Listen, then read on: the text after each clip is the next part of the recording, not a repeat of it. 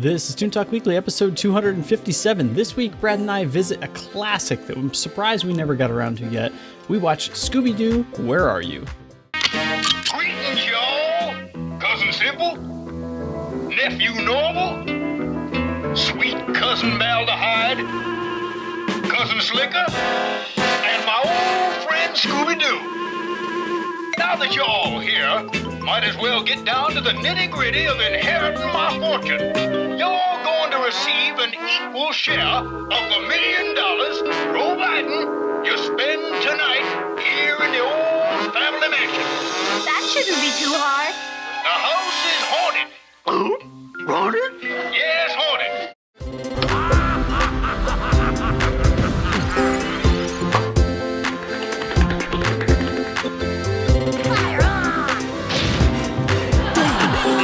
The day just keeps getting better.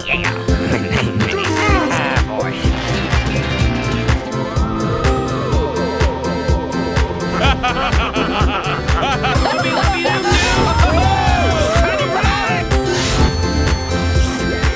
I'm ready.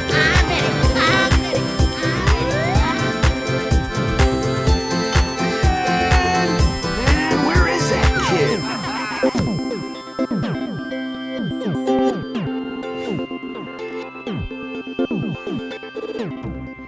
Hey everyone, welcome back to Toon Talk Weekly. This is the weekly cartoon podcast where we chat all about cartoons. I'm Jake Williams. I don't host this show alone. If you're watching the video version over on YouTube, you know that Brad Chmielewski's here as well again. What's up, man? Hey, what's up? How's it going? It's going well, dude. I don't know. It's hard to hide, A, what the show title is, that I have a co-host, what we watched this week, any of that Right, stuff yeah. if people are watching. Unless you have a mystery audio listener listening for the first time that's never tuned in. Never tuned.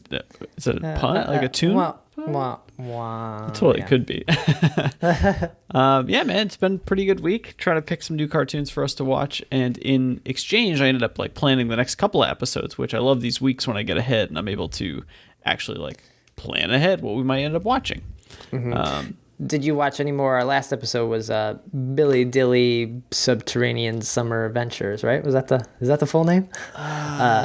Yeah, Did you watch? Can we recite it, Billy? Did you watch any more? No, absolutely not. No. Okay, I haven't watched any more either. Just I kind of forgot about it, Right. so I need to dive into it. But like I said on that episode, it's fun, but maybe not my go-to cartoon. I mean, when I was going through our archives, planning a lot of the collateral, the images and stuff I post along with the shows, I did see Billy Dilly from last week, and I have to be honest, I completely forgot Billy Dilly was the thing after we recorded it, after I did the edit and posted it. Didn't even think about it.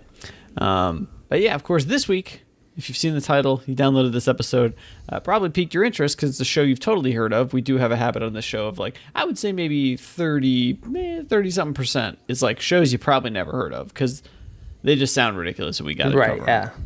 them. But this week, of course, a heavy hitter, Scooby-Doo, Where Are You? The very first incarnation of the Scooby-Doo character that's gone on to be probably one of the biggest media franchises around. I don't know where he stands in the tier lists of modern cartoons. Not modern, but I mean all time. You know what I mean? Yeah, I don't know. That's kind of where Scooby-Doo stands.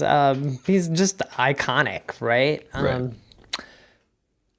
Everyone knows what Scooby-Doo is. Everyone knows maybe the inside Scooby snack jokes.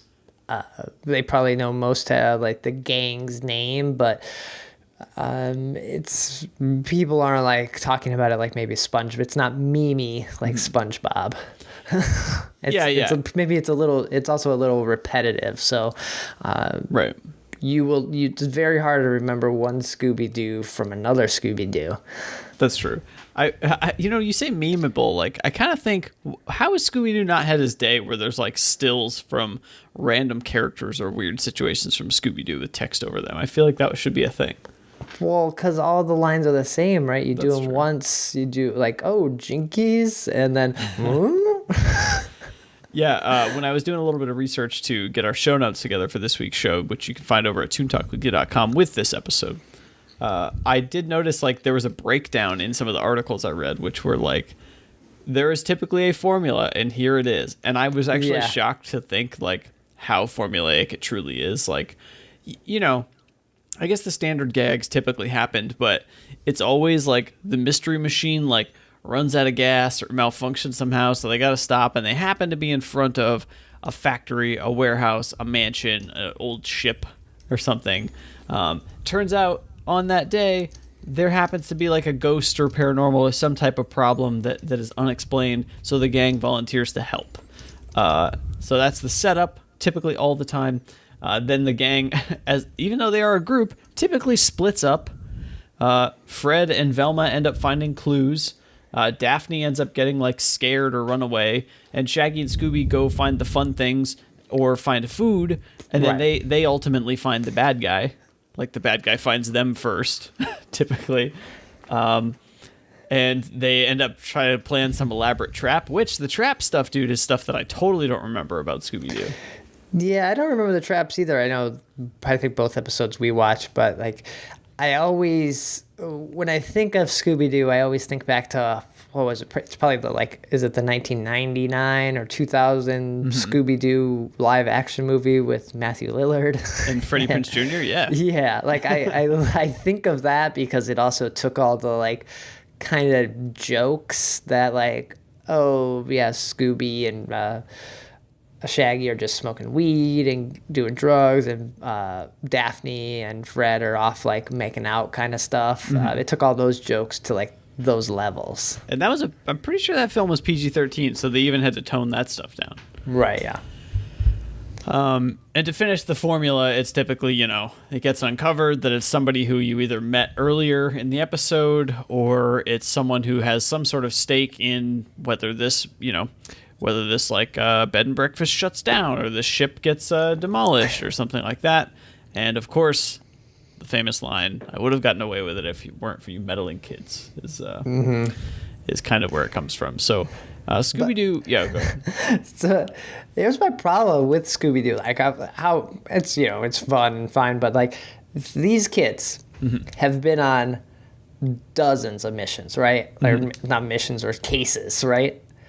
Always. Every time it is never a ghost. Ever. It's never been a ghost. But they treat it like every time like, oh my God, this place is haunted. It's a ghost. We're scared. We're running away until we set up the trap and figure it out. It's like, guys, like you just get there and be like, yeah, you're not a ghost. Rip this off.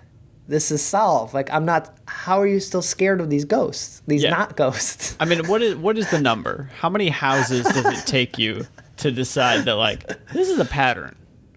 And I think it's like 2 or 3. Yeah, that's why if you think about it, like they're likely on drugs all the time, so they probably don't remember one from the other one. Except the episode I watched was. I won't get into it, but Scooby-Doo was like inheriting something because he saved some guy from a ghost previously. So it's like, well, you guys remembered that. Yeah. Yeah. These are literally tied together. How could you not possibly remember that? Dude, there was an episode, I was actually looking for an episode that I swear I remember, and I'm pretty sure it's Scooby-Doo, where it was like, there was some sort of race that would happen, like like race cars, and a fog would creep in, and suddenly like a skeletal racer, like the ghost of some famous racer or something, that sounds right, would appear and win. And then they ended up, I think they find out that like the fog was manufactured, and it was like light beaming through the fog that made it look like a skeleton racer. There was something like that, but I could not find for the life of me what that episode. And I don't know if that was a Scooby-Doo Where Are You, some of the original stuff, or if it was later when like Scrappy got added, or like Scooby All-Stars, or any of that stuff. Right, yeah. It all melds together, right? Like I remember like the Harlem Globetrotter episode like sticks with me, but that was probably Scooby-Doo All-Stars, right? Or was that Scooby-Doo Where Are You? I don't even know what the name of it was, but I do know that, the Globetrotters were in. I'm pretty sure they've recently even done crossovers with wrestling, which is kind of great. Right, and I don't remember like what they were trying to solve there. I'm sure like there's some mystery, but the Harlem Globetrotters just happened to be there, and it's like...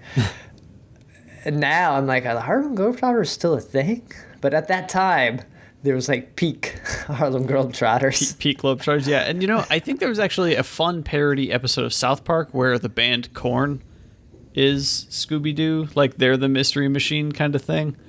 And have to, like, solve a mystery. Oh, I don't remember that. Okay. It's super weird. But, well, it had to be when corn was popular. So it's definitely a while ago. Anyway, so let's get into a little backstory. Scooby-Doo, Where Are You? The 1969 series. It was created by Joe Ruby and Ken Spears. I'd completely forgotten about this because actually it's been a while, I think. I can't quite remember what the last Hanna-Barbera show we watched was. But so it was produced... It was that stupid dog one. Not Nate Dogg. Not... oh, you mean Great Babe? No. We just did Great Babe. That actually probably was the recent one. But I was thinking of the Hong sheriff Kong Phooey? dog. There was Hong Kong Phooey. There was... No, we did it with that dog that was the sheriff. That's not Dudley Do-Right. It's not Droopy. Not Droopy. Or is he a horse? Now I have to go back through because I'm like, wait a second. We've actually done a lot of more recent shows. We've been doing a lot more modern stuff. And now I'm so confused. Yeah, he was like, he's the Old Town West sheriff. We might be talking about... I just said it now. I can't think of it. Hong Kong Phooey. No, Hong Kong Phooey, he's like the police. Yeah, like the police dog.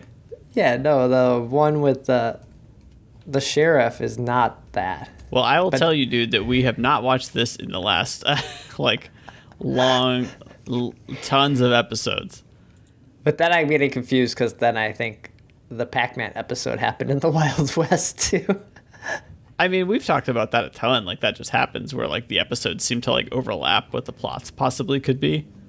Mm-hmm. Oh, my goodness, man. I need, like, a Hanna-Barbera page. I have literally been... This is great radio, great for the show. I've been, like, going back through... Heck, I've even passed Pac-Man, and you just brought him up. Yeah, man. We haven't watched this since I lived in Chicago. Let's put it that way. That's all. Oh, my gosh. Really? Damn. Yeah. Okay. For some reason, that one, like, popped in my head as our last one. Yeah. Because I was like, I don't know who this guy is. We are also currently on episode 257, and I was just looking. I do this thing a lot, guys, where I say, hey, I'm going to make time to watch the show. Of course, I get distracted, watch something else. I still say almost every day, almost every week, and I say, you know what, I'm going to finish those last Castlevanias I didn't check out because I love that show. That was episode 209, literally 1 year ago, and I still have not caught up on that show. I'm the worst. All right, I'll let you talk about... Scooby-Doo. Scooby-Doo here, and I will find this episode of whatever this dog we can't is. Remember. So what I was confused about was Joe Ruby and Ken Spears. The name sounded familiar because, of course, Ruby Spears Productions. We had watched, I think, a couple of their shows, and I think we felt, and a lot of the stuff we read was that the Ruby Spears Productions was like an offshoot of Hanna-Barbera because basically the studio wanted more competition, so they hired them to run their own studio in 1977. And so those cartoons actually didn't take off to be as popular as some of the Hanna-Barbera classics you remember. However, they were writers and artists on Hanna-Barbera shows, including Scooby-Doo, so they helped create Scooby-Doo himself. 3 seasons, 41 total episodes of Scooby-Doo, Where Are You? However, it was actually 2 seasons, and then what they did was they mashed up basically episodes of Scooby-Doo All-Stars and the Scooby-Doo show, which were on ABC, and they just mashed them together and like called it a 3rd season, but I guess a lot of fans still only call it like 2 main seasons of the show. Of course, produced by Hanna-Barbera. And this is basically the very first incarnation of the Scooby-Doo character. Of course, we brought up I think it was, I'm pretty sure I need to know. I want to say it was like 2003. And I want to know when this film came out. 2002. So it's been a long time. The Scooby-Doo, that was a Scooby-Doo movie. Yeah, and I think they've done a couple since. Yeah. But maybe weren't as popular. I remember liking that movie so much, but I think it was because Andre 3000 and Outkast had a song on it that was really good. Oh, okay. So to follow up, I found the episode. Great. It was Quick Draw McGraw. Oh, why couldn't we think of his name? People are like shouting at their computers. That was episode 173, so. A little while ago. I would say Grape Ape is a little bit more recent. Yeah, okay. What does that end up being? That's almost 2 years ago. That's what that ends up being. Yeah, I don't know. It doesn't say the dates here. So we did bring up basically the formula plot, but basically what to expect from an episode of Scooby-Doo. A gang of characters consisting of 4 teenagers being Fred Jones, Daphne Blake, Velma Dinkley, and Norville Shaggy Rogers. I did not know that his first name is Norville. That's pretty great. That's a great name. And the title character, semi-anthropomorphic Great Dane named Scooby-Doo. They basically travel around in a van called the Mystery Machine, and they kind of solve mysteries by whatever locals might need their help. And the perpetrator is almost always someone masquerading as some sort of ghost. So it's like a perpetual Halloween show. And it is 90% the first person you meet. Yeah. And that's really funny because I recently watched Craig from the Creek, and they're like solving this mystery, and they're reading like basically a Hardy Boys kind of thing, and they're like, rules for solving a mystery: it's always the first person you meet. Oh goodness! Like that was one of their tips. They were like giving away the plot of Scooby-Doo before you even got there. Yeah. And I will say, man, watching this as an adult was like the character design is way more obvious in the very beginning who the perpetrator is. It's something that I think even as a kid I knew, like, yeah, they're always going to solve it, whatever. But the situations are wacky and fun enough that you kind of don't care. But man, I think we both watched the same episode, which was called "A Night of Fright is No Delight." And it was essentially the plot of, for whatever reason, actually Mystery Machine, not in this episode. They're on a boat in the beginning of the episode, heading off to this like castle mansion place on this island. And this guy has died. He had a funny name, man. I wish I could remember his last name because it was a pun. Whatever it was. There was like a funny pun. Oh, Colonel Mustard. Whatever his name was, like Beauregard Mustard. And they're like, oh, Colonel Mustard. Haha, great. And actually, most of the characters... The side characters in this one, I feel like were like play on words or like puns. Well, I think they were playing off, like it was a little bit of a Clue kind of joke here, because the whole thing was the classic, you get to inherit this place if you spend the night here. Like that's the only rule. We have seen this time and time again in many Simpsons horror episodes, in every freaking cartoon and Halloween special that you have ever watched. It's been a part of. I literally didn't put the two and Clue together here until you mentioned that this is like kind of a Clue parody. Mm-hmm. But what we learn is that this guy passed away, and he's going to give his inheritance to 4 relatives and a dog that saved him like not too long ago. That dog being Scooby-Doo. I would love to see. I didn't dig into this. This is actually season 1, episode 16. So clearly there's been plenty of episodes. This must have been an episode from before. They must have actually done it. Maybe. I don't know. That's the writers seemed fairly lazy on this show. So for them to plan that seems odd. So we get the very first scene. We do get the main, like, he's a lawyer. I can't, what the lawyer's named, like Creep and Crawley. Yeah. Right? And Creep is there, but his associate Crawley can't be there. He's sick, right? So the last wishes of this rich billionaire guy, he's basically going to give his address or his will over on a record. He has a record where he's recorded it. There are some fun gags in here, like where he asks a question and like Scooby answers it, and then the record answers back, even though the guy's totally dead. He just knew the question was going to happen. But essentially, Brad's already set it up for us. They're the 5 of these people, the 4 relatives and Scooby. They never said the gang. However, I guess it's a package deal, right? He's there kind of with him. Yeah, Scooby's got like the easy win here, right? He's not alone. Everyone else can just stand guard, really. They have to spend the night in this mansion. By the way, it's haunted. If you last, the number of people left split the shares of whatever $1 million they're going to give them, right? Right. And very early on, this is a very creepy mansion, and you don't see the lawyer again. So I'm just saying, maybe suspect him a little bit. Very early on, some weird stuff start happening. It's like 10 p.m. at night, and so everyone decides, let's just go get ready for bed, right? Like, this is going to be so easy. It's already 10. We took this boat out here at 10 o'clock. Yeah, we'll just go to sleep. Easy. But, Scooby-Doo decides to take a bath, which, if I'm just staying somewhere for the night... Yeah. The chances of me like taking a shower or a bath are probably pretty rare unless we did some sort of activity that involved me having to take a bath, or if maybe there's a hot tub. Might get in a hot tub, but the likelihood of me like, I probably didn't bring any clothes. I'm just spending the night and then I'm gonna get my money and bounce. Yeah. So.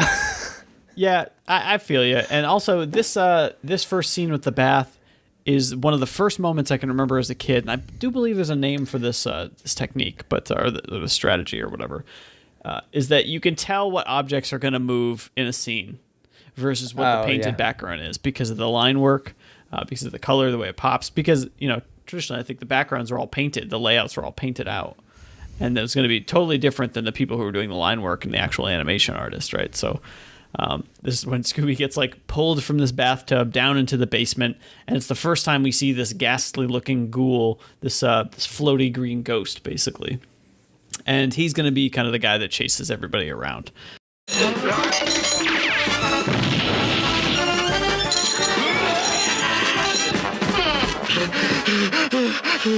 Scooby, I thought you were taking a bath.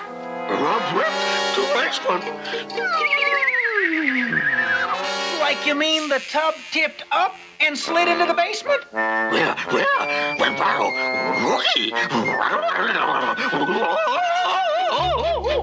And you saw a shadowy, chain-rattling phantom?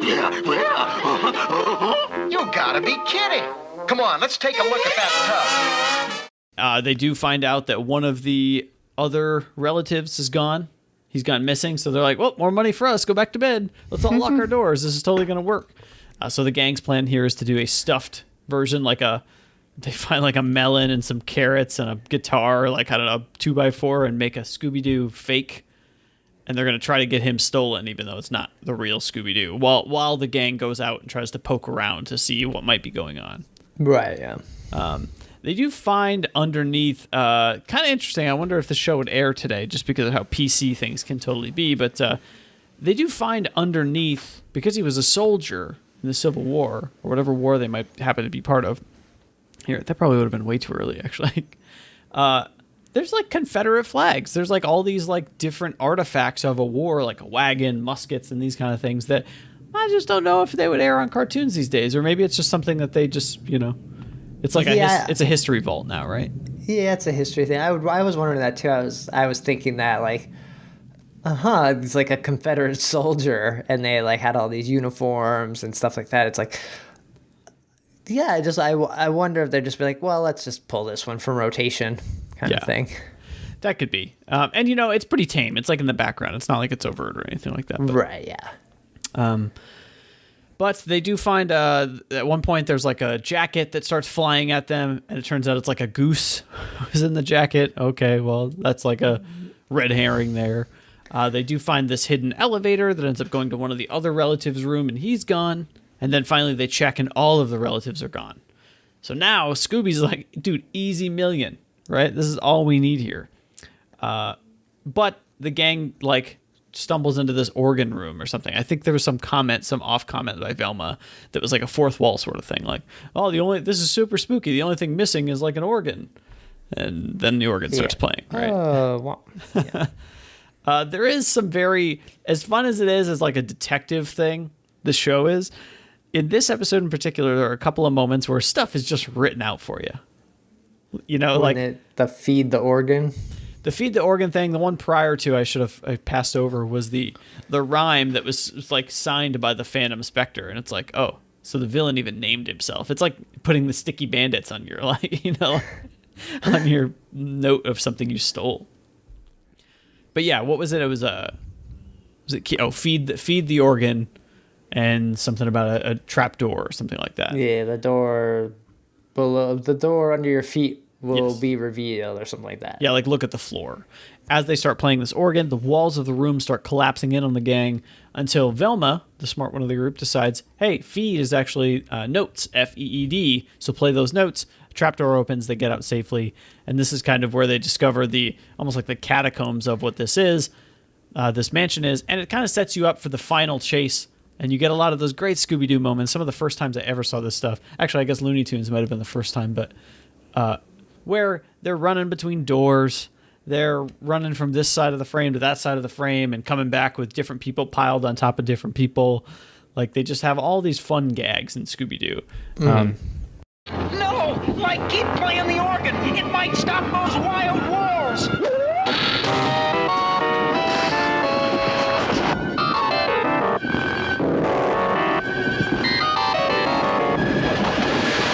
It worked! The like playing musical riddles. That's it.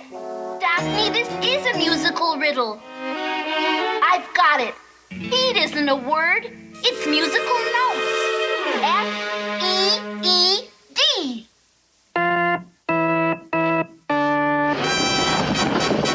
Look, secret stairs in the floor. Come on, let's see where they go. There was one that I think didn't work as well, which was Scooby and Shaggy are on like a tandem bike trying to bike away, and the camera pulls out and both of the skeletons or whatever, the ghosts, are on the back of it. But in the close shot you could see the ghosts.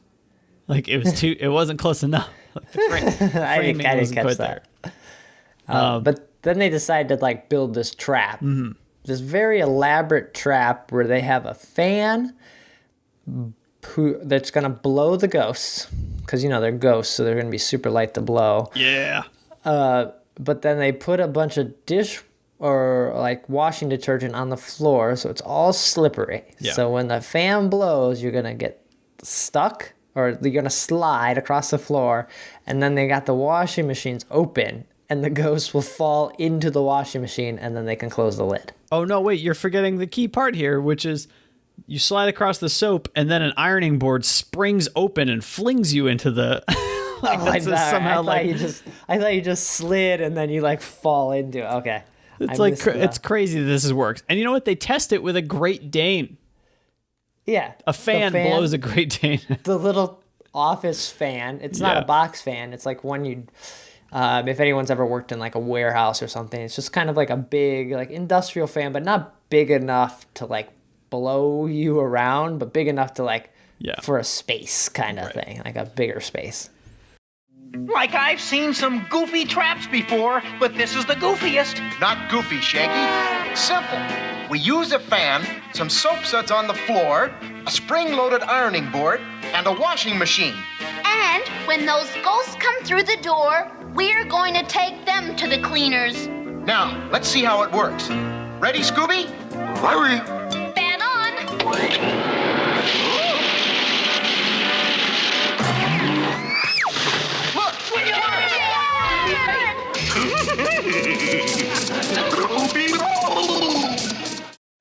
And Scooby-Doo, of course, screws this up. Before they can lure the ghost there, Scooby thinks they said the command. He turns it in reverse, which ends up pulling the washing machine towards him, creating this basically a drone, dude, like a drone airplane of a flying washing machine on this fan ironing board thing.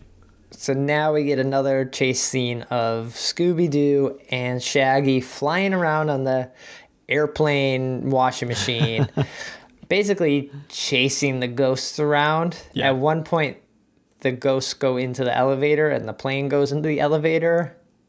Then we wait like 2 beats. The elevator opens on another floor and out comes the ghost. Yeah. And then a moment later, out comes Scooby and Shaggy flying, which I don't know how that worked, but fair enough. You really just need to let it go, man. And in the end, apparently now Shaggy's an expert pilot. He's found out how to control this thing. They're sliding down the stairs and end up capturing them inside of the washing machine.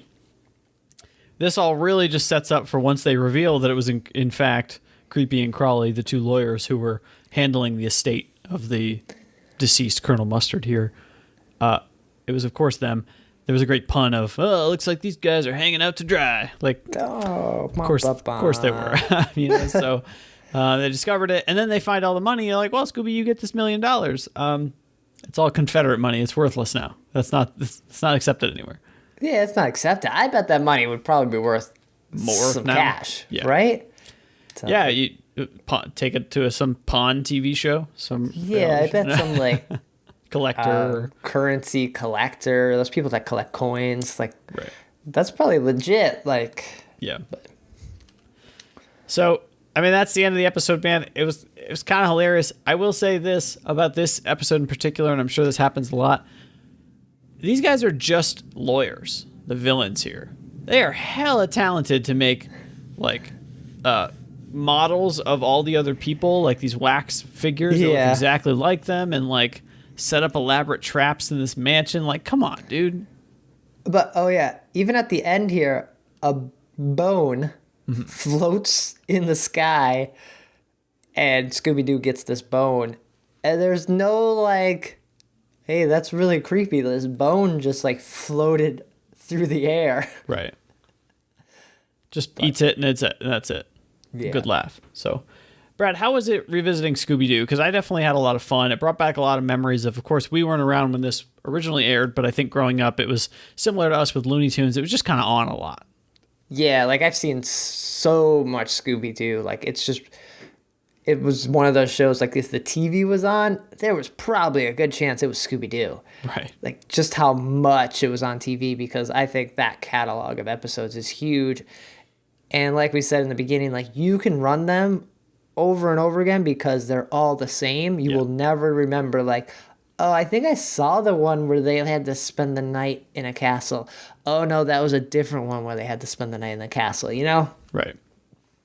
So you've seen them because they're repeated all the time in the same stories. But there's like something weirdly endearing about that, and maybe Yeah. that's the legacy that Scooby-Doo holds on to, is like how kind of innocent that formula is. Like, you know what to expect, you kind of get into it, and you're there for Shaggy's wacky jokes, you're there for Scooby's laugh, you're there for Velma figuring out the clues and stuff, and that formula is endearing. If they were to bring it back now, I know they try all the time to kind of relight this property. Yeah. It has to be for like a very younger audience now. I know it was probably about 5 or 6 years ago.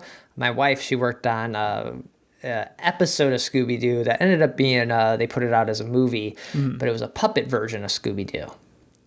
So it's like everyone was little miniature puppets, like Muppet Baby, like Muppet puppets. Right. And so they did a full episode of Scooby-Doo with puppets, and I think they had hoped that maybe they might do a full season of this, but they just ended up putting it out as a DVD that you could buy, and just they do these one-offs with Scooby-Doo sometimes where they just kind of test and see like, what's the interest if we do like a new modern cartoon version? What's the interest if we do a puppet version, a live action? Like where's the property kind of fit in today? Yeah, will this still work? Is it worth it? I think that maybe if they were to keep the formula the same, I'm not a kid anymore, so I don't know. I just assume that, I guess, modern audiences are a little bit more intelligent about that kind of stuff and maybe want more out of that, so maybe you do have to skew younger. That's right. But if they keep it too, it's like also wholesome and like we remember it, so we would show it to our kids regardless. Yeah, but I think doing like if your target is maybe like 7 and under or 6 and under, then you can get away, because the Scooby snack thing is like a funny thing that maybe you know what the Scooby snacks are as you get older, but as a kid you're like, I just like cookies, like Cookie Monster. And so yeah. So definitely a fun one to revisit. I think it was about time. I mean, really, we've done a lot of episodes, and the fact that we didn't cover Scooby-Doo I thought was kind of funny. Yeah. But I'm glad we finally checked that out, and there's also a handful of other Scooby-Doos we could do, but figured we'd do OG Scooby and actually get to sort of where the show came from. It definitely still holds up. There's just something wholesome about it that, like, you don't have these nostalgia glasses on when you're watching it. You just kind of enjoy it. And I don't mind the Scrappy-Doo stuff. I know a lot of people hate on it. From what I remember, I didn't like hate it as much as people pretend maybe they hate it today. Yeah, it's the fun thing to dogpile onto, is to hate Scrappy-Doo, right? So Nice pun. that worked out. Nice. I think that means it's time to get out of here. This has been another fun episode. Brad, where can people find you when you're not recording Toon Talk Weekly? So you can follow me on Twitter @brad, and then my blog digitalhitchhiker.com. Great, guys, go check them out over there. You can follow me on Twitter @Jacob Williams, and of course, if you want more Toon Talk Weekly, we're all over the place at Toon Talk Weekly on Twitter, Facebook, Instagram, and Google+. You can find us all. I got the names everywhere, so there are, so you can get it there.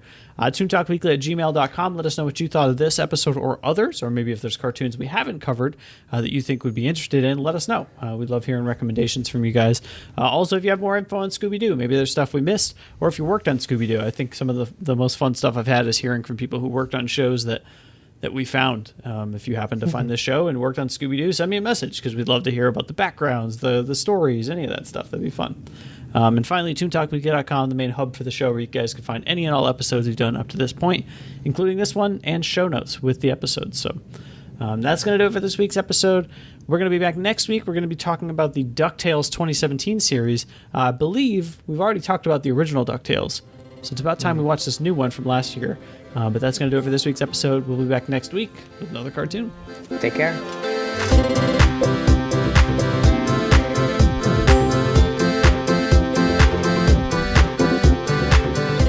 To learn more about the show, visit toontalkweekly.com or follow us on Twitter at Toon Talk Weekly.